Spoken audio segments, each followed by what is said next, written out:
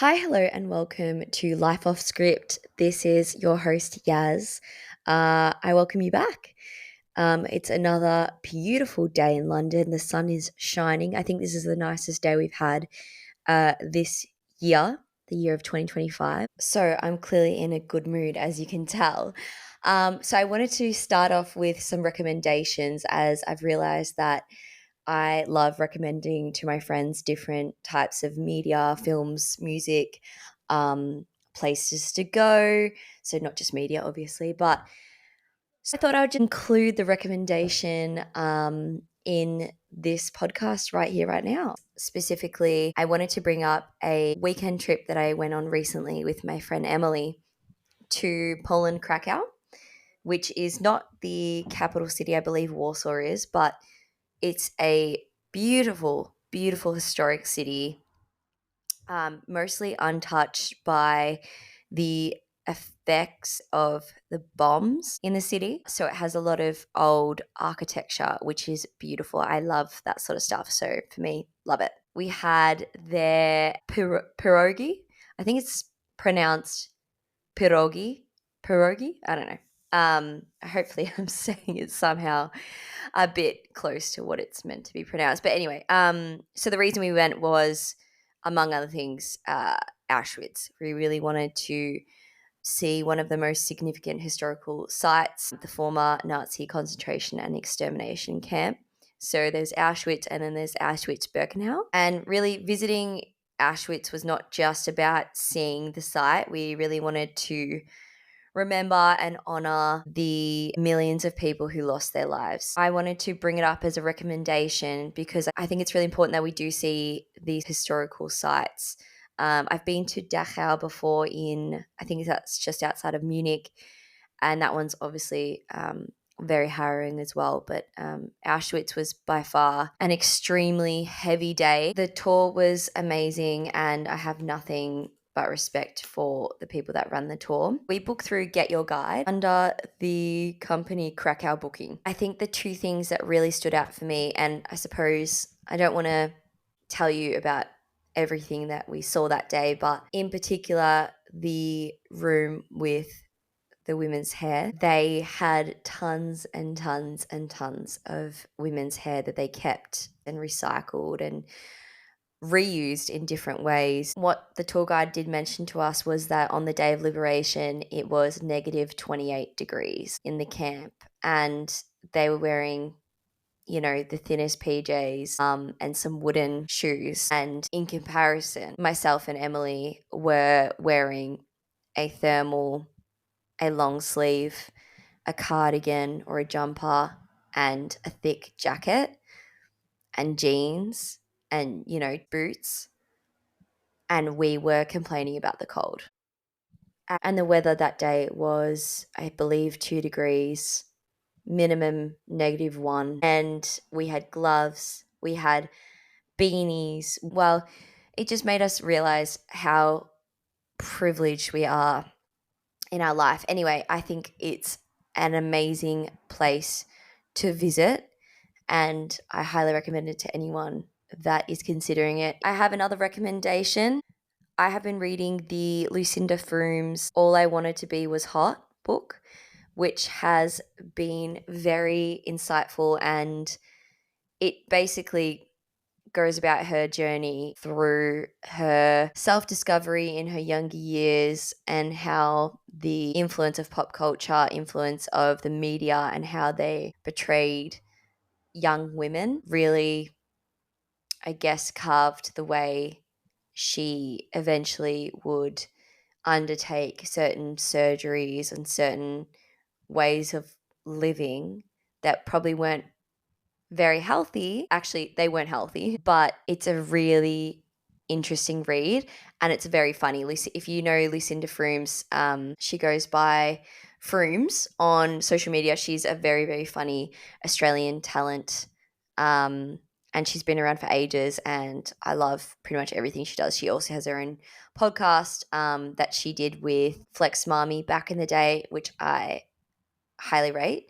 If you are interested in that sort of thing, I definitely recommend it. Okay, let's move on to the actual podcast episode now. I wanted to do something a bit different. So I've been focusing a lot on London, which is fair enough. I did really want to get a lot of London content on here, but I do also want to kind of branch out and try something different and give, well, talk about things that have influenced a lot of my life, my 20s. And specifically, I wanted to talk about imposter syndrome and how to ask for what you want, which I believe go hand in hand. I think this is a huge one, especially for all of us going into the workforce or are going in as a graduate and feeling like you should not be there. I felt that drastically across a lot of my jobs, and I have learned some things that really helped me and made me feel much more confident in my role. I don't know about you, but there are times when I look around and wonder how they have chosen me for my role, as I feel not qualified at all. And with understanding imposter syndrome, which is the feeling that you feel not as capable as everyone thinks that you are, and that you feel a bit like a fraud, I would say, and that someone's going to find out that you really don't know what you're talking about. I felt this viscerally when I graduated with my uni degree and started in my first job as a graduate using my degree. Oh my God. I was like, there's no way I've graduated and completed all these qualifications and I'm doing a job that actually requires this skill set of me. It felt like a huge prank and I felt like I was going to get caught out at any moment. And the only reason at that time, because I was quite young, the only reason at that time that I thought I was okay was because my colleagues were all graduates as well. Well, most of them were graduates. And we were all thrown together and we were all trying to swim in the deep end of a pool. The only reason this syndrome has any merit is if you're an actual fraud, an actual imposter, similar to Leonardo DiCaprio in Catch Me If You Can style, if you know, you know. But otherwise, you're not a fraud. You just don't back yourself, which is something that you need to learn as an individual in the workforce, especially in your 20s. I think that's the best time to learn it. One thing that I want to highlight is that the people that are least affected by imposter syndrome seem to be old white men. Now, we're talking about the mindset of an old white guy.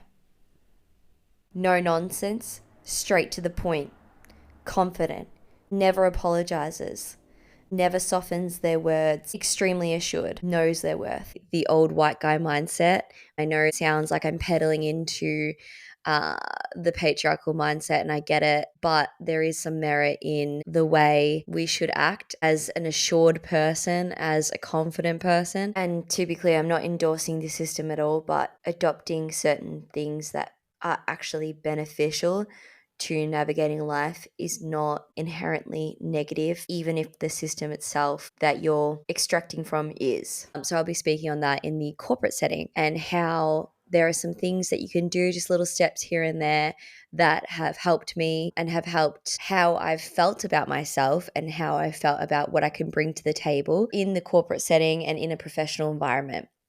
Now, this doesn't just apply to corporate settings, of course. I think I might do another podcast episode on how you can take this mindset and apply it to everyday life for sure. So, with that in mind, let's get started. Now, I'm not talking about the ones that nasty, rude, useless. I'm talking about the ones that are assured, completely confident in their skill set and know what they need and think that people are ready to hear what they have to say. Meanwhile, we're over here wondering how to phrase an email so we don't come off as too direct or aggressive. We're holding back on asking for a raise or respect in the workplace because we don't want to rock the boat, or we want to make ourselves less demanding, so we over-explain ourselves in emails. It's constant second-guessing that really does not need to be something that you put forward in your late 20s. And obviously there's a feeling that, based on social conditioning really, is we're often taught to be really polite or accommodating rather than direct and confident, because it can come off aggressive or aggressive for a lady. And I think that's something that we inherently feel the need to do. Like, we definitely have been conditioned to be humble, to be non-assertive, to be malleable, accommodating, and potentially soft in our approach. I mean, I think there is a time and place, and I'm not going to diss anyone for having that personality, but I think there can be ways of being both a soft, caring person and having this direct, assured quality to you that allows you to push forward in your career in the professional space. As a starting point, there are three things that I wanted to talk about. There's obviously a wealth of ways you can discuss imposter syndrome and how to ask for what you want. But I think that if we're going to go with the basic how to and the ones that I started with at the very beginning, I think that it's emails, like learning how to write an email that comes across with a certain tone and a certain position of power, and how to take a sick day off without feeling guilt, without writing an essay on why you're taking the day off. And then, of course, I want to talk about what sort of mindset you should have when you go into negotiating your salary. And of course, I'm quite young, I'm 27, so I mean, the type of advice I'm giving is mostly personal experience and what works for me and what I've found doesn't work for me. So, again, take this with a grain of salt. It's all really anecdotal. Okay, let's get stuck into it. Emails, particularly your tone in emails. So, one of the quickest ways imposter syndrome and or your self-doubt shows up is in how you word things and your impression you give in emails to the recipient.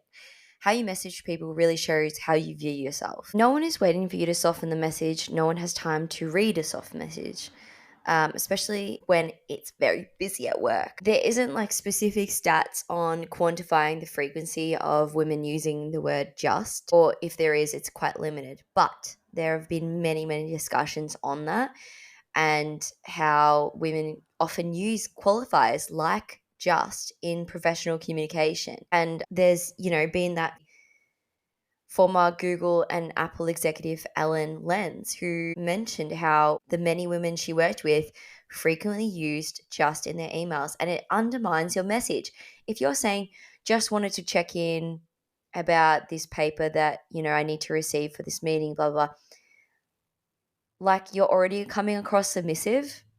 And I know submissive is obviously not a great word to use. It's no 50 Shades of Grey that I'm talking about here, but it's coming across like you're being like, oh, sorry, just like, just sorry to bother you, blah, blah, blah, just wanted to do that. Like, why are you writing like that? Why are you trying to undermine yourself in this email? All you need to do is say, hi, I hope you're well. As you know, I require a paper before the deadline. Please provide me a sense of when you will give that to me, blah, blah, blah. And no exclamation points are really needed in that email. It's a way of preemptively apologizing. And I remember reading the article that I read about the term just, or the word just, being used in emails and in professional communication.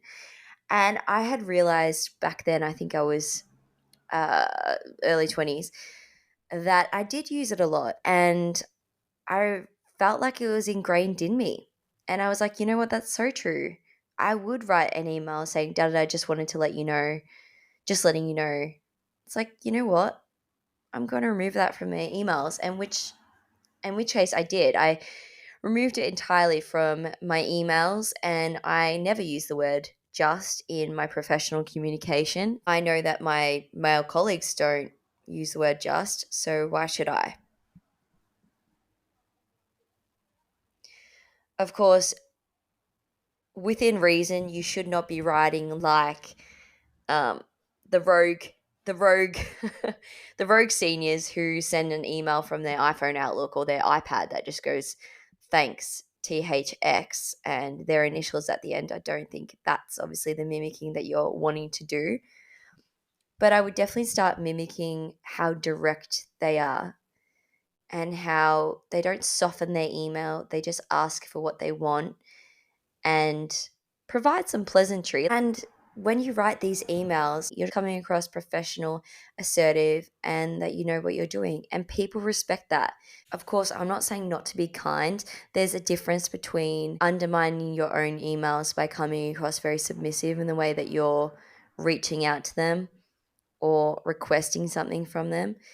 You can be kind, you can be nice, and you can be professional and direct. They're all not mutually exclusive at all. It's not rude to be direct, it's professional. If you've ever found yourself trying to write a polite email loaded with these like extra qualifiers like, I'm sorry to bother you, but could we discuss da da da next week?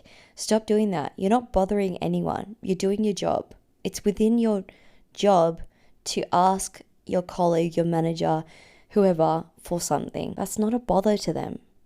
Don't preemptively give an apology for something that you shouldn't need to apologize for. It's just not necessary. All you have to say is, hi, John, hope you're well. Do you have time next week for a call? I want to discuss something with you. Kind regards. That's it. And that kind of flows into taking sick days. This is probably not too related to imposter syndrome, and it's more to do with asking for what you want. I have so many friends who refuse to take sick days, and there's a multitude of reasons why they might not take a sick day. But a lot of the time it's because they feel bad. Feel bad for who? Feel bad for a business that is trying to make a profit that underpays you. I cannot stress this enough. They don't give a fuck about you. They really don't. And if the business model absolutely crumbles when you take one day off work, then it's not a good business model. And that's not your issue. It's their issue. As a profiting model, they should be organising a structure in the workplace that allows for people to take sick days and for the work to continue to be met and deadlines to continue to be met. If they can't make that happen and they're contacting you on a day off, then that's not your problem. It's just not. You're entitled to your sick days, period. You're entitled to them. They're your right. In your contract, you are allowed sick days. I remember seeing one of my friends send an email to her manager and she was calling in sick, and the text was like an essay long. And it was, good morning, Sarah. Just letting you know that I've woken up at 2 a.m. and 4 a.m. violently vomiting. It's been non-stop. And then, of course, my husband crashed into the house and I've been at the hospital and I've actually had only 1 hour sleep and I don't have any clothes right now to get into the office in time. And I don't have a car because the car broke down. And just letting you know if that's okay if I take a day off. Like, apologies for the inconvenience, because hopefully you can find someone to cover for me or to cover for the work that I do, and here's a list of people that you should contact if you can't reach me today. What? The more detail, the less I believe you. I'd actually rather if you just said, I'm sick, I'm not coming in today. You know what I mean? And you know what? If people saw the messages that male colleagues sent to their managers, then they would scream. I read one, and he was a senior guy. He said, I'm not coming in today. And that's it. It was just implied that he was sick. It didn't even say, I feel sick, apologies for the inconvenience, hope this isn't an issue for you guys today. It was no explanation. It was, I'm not coming in today. Figure that the fuck out for yourself. And you know what? Straightforward. I mean, probably a bit too straightforward, I would say. Probably not the best way to say that you're sick. But you do not need to be writing an essay to explain your ill health. White men do not do that, and therefore you shouldn't do that. Within reason, you should say, I feel sick, I'm not coming in today, I've come down with the flu. But there's no reason to start providing an essay form reason-based argument as to why you're sick. And then on top of that, as a colleague, I do not want to see my colleagues come in to the office, sick as a dog, and start coughing in my face. Stay home. Now, I do want to talk about salary and how imposter syndrome really does push this agenda for you that you don't really think you deserve extra income or a higher salary. Or you might think you come across pushy or greedy, which is something that I've seen a lot in a lot of my friends as well. It's like a few self-projections of, you can't be pushy when it comes to salary, or you can't be greedy because it just looks really unprofessional. But it's actually the opposite. You're putting yourself down for something that you're entitled to do. All you need to do is put your best foot forward, say what you want and why you think you should have it, and the ball's in their court. It's up to them what they want to say and what they want to respond to. The options are, they can say, no, sorry, we can't make that work for you. Or, no, sorry, we can't make that work for you, but how about we provide this instead and provide a compromise? Or they say, you know what, this sounds good to us. We agree with you. Your qualifications and experience do match the salary you've put forward, and we're willing to meet your request. There's 3 options there, and not one of them are bad, because the rejection option, let's say they reject your salary request for salary negotiation increase, let's say. Now you know that they're not willing to pay you what you think you deserve. Now what? You can take this as a catalyst and try and find a new job. You can argue with them, which is always an option. Never think something is final. You can always counter argue. Or you could even say, okay, that's fine, but I would like a review in 6 months' time to discuss if there's more opportunity for growth in the salary and the role. It's never a bad thing to ask for more in your salary. It just never is. It's uncomfortable, and I completely agree. It's never fun. No one's going, I'm dying to negotiate my salary, like, woohoo. But for instance, I got a new job recently, and I honestly didn't think I was going to get it, but I got it, which was really great news for me, because I was going to take a big trip, and I was like, I get paid during the trip, even better for me. They offered me a salary that was something that I was neutral about. I wasn't excited for that salary. And I thought, you know what, that's too low for me. I'm currently kind of doing that salary now, and I'm doing way less work in my current role. So, no bueno for me. So anyway, I came back to them and I just said, look, stoked that you want me, but that salary is not going to do it for me. I highballed them with something that I thought was way too much than I actually was worth. Like way above. And I said, this is what I'm asking for. And then I used all the times. So every time, this is just something that I always do, but it's really helpful. So every time someone thanks me for the work I've done or something that I've assisted with or what have you, I place the email in a subfolder called thanks. And I use that to remember everything that I've done for the company that has been positive, write all of that down, and then I come to the negotiations with evidence. So I highballed them, and then I provided all the evidentiary support from my current experience and also my background, my qualifications, and said, this is why I think I should deserve a higher salary. And they're not going to laugh at you. If they do laugh at you, that's really unprofessional. But they're going to be like, okay, cool. Like, thank you for bringing that to our attention. And with me, they compromised, and we eventually reached a decision that was basically middle ground. And it was definitely a higher salary than I was on. And it was enough to substantiate the amount of workload that increased based on my new role. So if I had said nothing, I would have gotten nothing. And I think that this ties neatly in with imposter syndrome, which really pushes people down and lets them accept anything that's like on offer. But you're not a beggar. You have leverage. You know your worth. You just need to showcase that to people and have some understanding of what you bring to the table, because you will always be able to bring something to the table. They wouldn't interview you, they wouldn't offer you the job, they wouldn't have you working for them if you weren't offering something that they wanted. In the end, combating imposter syndrome is really about owning your worth, whether you're negotiating your salary, taking the day off, or sending an email. Don't apologize for it. Don't apologize for needing something or wanting something. When you're direct and confident, people respect that.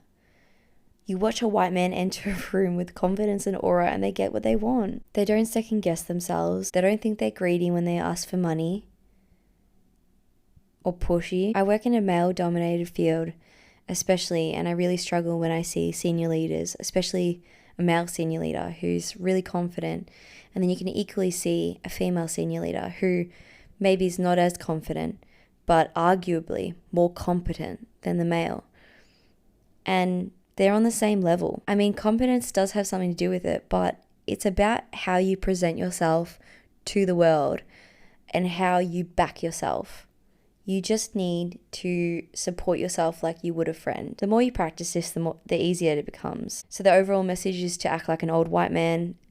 And I say this with the utmost respect for my old white men colleagues, but you do need to act like them. What would they do? What would they say? Anyway, something to think about. I know this podcast episode is so random, and it's a bit left field, but it's something that crops up a lot, especially as I continue in my career. And it's something that I think a lot of people should brush their skills on, including myself.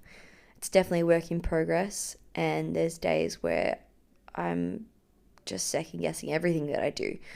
But I do think that this shift in mindset helped me so much.